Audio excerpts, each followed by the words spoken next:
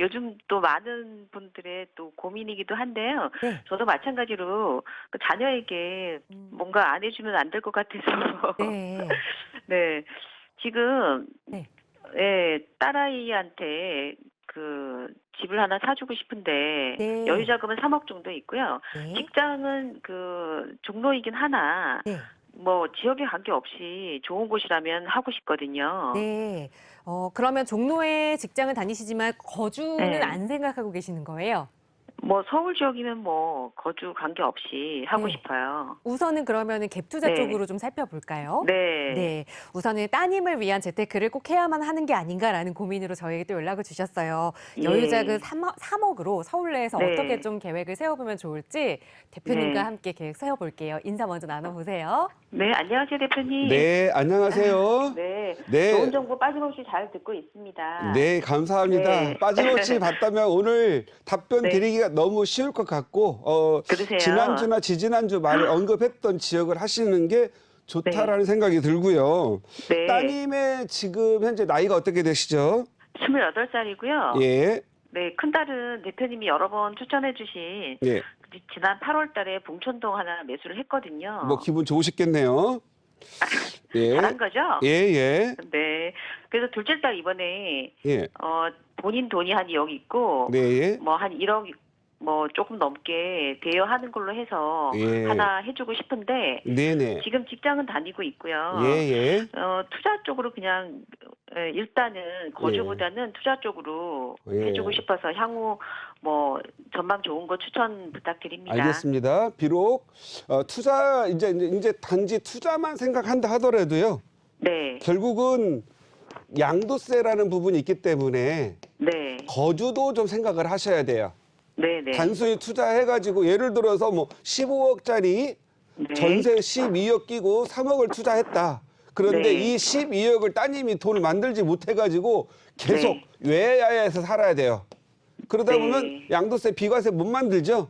네, 네. 그런데 예를 들어서 뭐 7억짜리를 전세 4억 끼고 샀는데 네. 3억을 투자했다.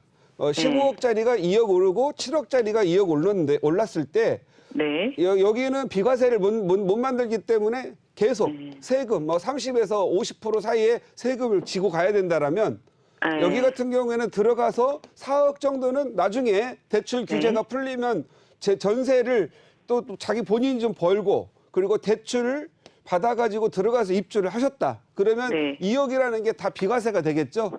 네, 네. 예, 그래서 투자를 저도 투자와 거주를 분리해서 생각을 해야 하나 지금은 투자만 하고 나중에 잠깐 뭐 결혼할 때 28세면 네.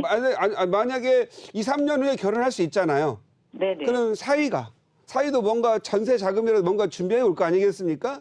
네. 그럼 이 집에 들어가서 대출을 갚고 비과세를 만들면 기왕 따님을 위한 투자니까 큰 도움이 되겠죠.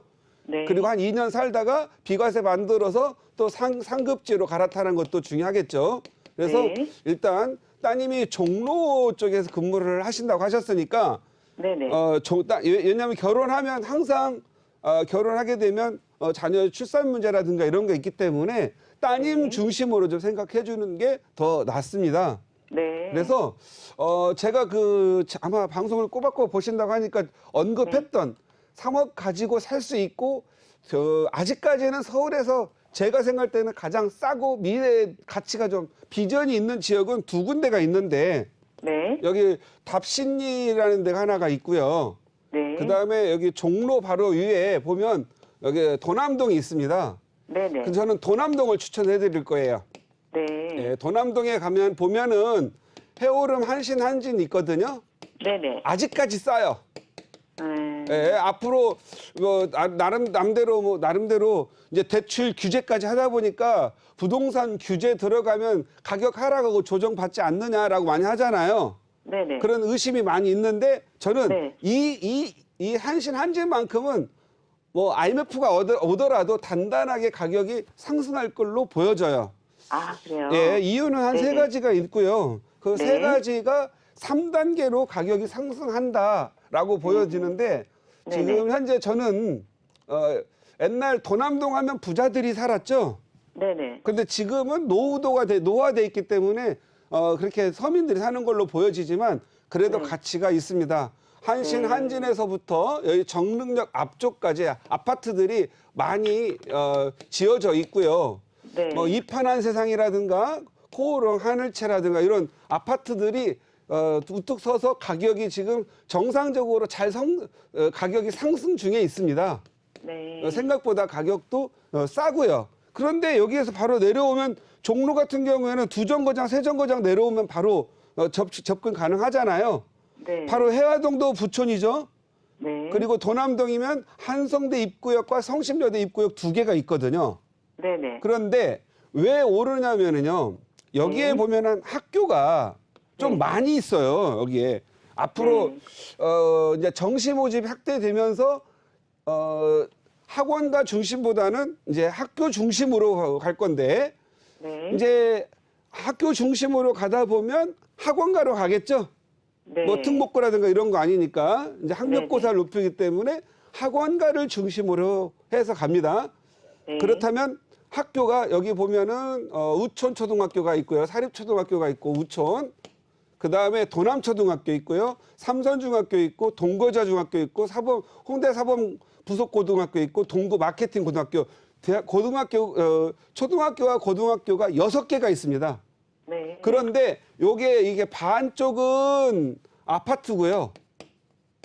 반쪽은 단독과 다세대로 해서 빌라촌입니다. 네. 그런데 여기에 보면은 성북 1구역이라고 여기 공공 재개발을 통해서 앞으로 약 1,800세대 정도가 아파트가 공급이 됩니다. 그래요. 예. 성북 1구역의 특성을 보면 정비구역 지정이 되잖아요. 일반적으로. 그러면은 추진위도 만들어야 되고 조합도 인가내야 되고 건축심의 받아야 되고 사업시행 인가내야 되고 관리처분해야 되고 또 이주해야 되고 시공해야 되고 준공나고 입주를 해야 됩니다. 그런데 이 공공재개발은요. 이 추진위와 조합이나 건축심의 없이 바로 사업시행 인가 및 관리처분 거의 동시에 난다고 봐도 돼요. 네. 그러니까 이게 이제 정부의 주도로 가기 때문에 투명하거든요. 투명하게 간다는 그 사업이 빨리 간다는 의미거든요. 네. 그렇다면 제가 봤을 때는 성북 1구역은요. 네. 아마도 2024년에 이주가 거의 끝날 걸로 보여요. 아, 그래요. 그런데 여기에 있는 중학교, 동구 여자중학교, 삼선중학교, 그다음에 고등학교, 중학교 다니는 애들 네. 전학시키면 돼요, 안 돼요? 안 되죠. 감수성이 예민해가지고 너무너무 싫어하겠죠? 네네. 결국은 여기에서 이사를 나가면 요 동네에서 어디에선가 전세 살아야 되죠? 네네. 그러면은 전세 사는데 가장 만만한 게 지금 한신 아파트예요. 여기가 4,500세대거든요. 맞아요. 그러면 여기 전세 가격 오르겠죠? 네. 전세가 오르면 가격 상승 부추기겠죠? 네. 예. 요즘 아시죠? 뭐 신혼특공이다, 그 생애 최초다 해가지고 각 지역별로 당해 지역에서 공급한다고 하니까 뭐 창릉이면 일산, 뭐 행신동 이런 데 전세 가격 오르고 그러니까 아파트 가격도 올랐잖아요. 네. 지금 3기 신도시 중심으로 보면 전세값과 아파트 가격 좀 올랐습니다. 심지어는 다세대 주택 가격도 좀 올랐거든요. 네. 그런데 여기도 역시 이주할 때는 집이 없고 하니까 당연히 오를 수밖에 없죠. 네. 그 다음에 이제 나중에 이제 입주를 해요. 입주를 하면 헌 아파트보다 새 아파트가 비싸겠죠. 그렇죠. 네, 새 아파트 역세권이고 또 새 아파트 입주하면은 그 동안은 아파트 하고 또 빌라촌과 학생들이 50대 50으로 있었는데 네. 들어오니까 다 아파트로만 더 형성되니까 여기에 대한 학교에 대한 선호도가 높아지겠죠. 네. 앞으로 홍대 사범대 홍대 4대 부속고등학교 있잖아요. 예. 여기 학군 좋아집니다. 그리고 동거여자학교도 좋아집니다. 삼선중학교 좋아집니다. 도남초등학교 선호도 좋아집니다. 그렇게 되면은 학군 수요로 인해서 가격이 또 상승되겠죠. 예. 여기는 비싸니까 좀 싼데 비싸니까 못 들어가 안 팔려고 해. 새 거니까. 그러면 한진이라도 가려고 하겠죠. 그다음에 네네. 한진이 지금 여기는 대형 평수로만 대부분 이루어져 있거든요. 네. 땅 지분이 아주 커요. 아. 그러면 땅 지분이 크다라는 건 앞으로 25평, 30평 만들면 네네. 그러니까 아파트 많이 공급돼서 지금 4,500세 되면 나중에 한 뭐 7, 8천 세대 공급될 거 아니겠어요? 예, 예. 그러면 또 가격이 또 오르겠죠? 네. 그래서 재건축에 대한 기대감으로 또 오를 걸로 보여지고요. 네. 저는 여기가 우리 따님이 28세면 네. 앞으로 제가 봤을 때는 48세 될 때는요, 저 아파트 새 아파트 돼 있을 거예요. 아. 그런데 새 아파트 됐을 때만 가격 오르나요? 아니죠. 계속 올라가요. 정비구역 지정된다고 해가지고 뭐 안전지대 통과만 해도 가격 오를 거 아니에요. 네. 단계별로 계속 오를 거기 때문에 만약에 네. 따님이 여기에서 네. 돈을 막 벌고 비과세 만들어 놓은 상황에서 예, 또, 예. 또 따님 그 사회 될 사람도 돈 많이 벌면 또 더 네. 좋은 상급지로 갈 수도 있겠죠. 네네. 그래서 저 같은 경우에는 한번 여기 한진 아파트가 지금 가장 네. 싼 것 같아요. 3억대를 할 만한 데가 서울에 이제 없거든요. 아, 예, 예, 여기 예. 한번 해두시기 바랍니다. 아, 네네. 너무 감사합니다, 네, 대표님. 감사합니다. 행복하시기 네. 바랍니다. 감사합니다. 네.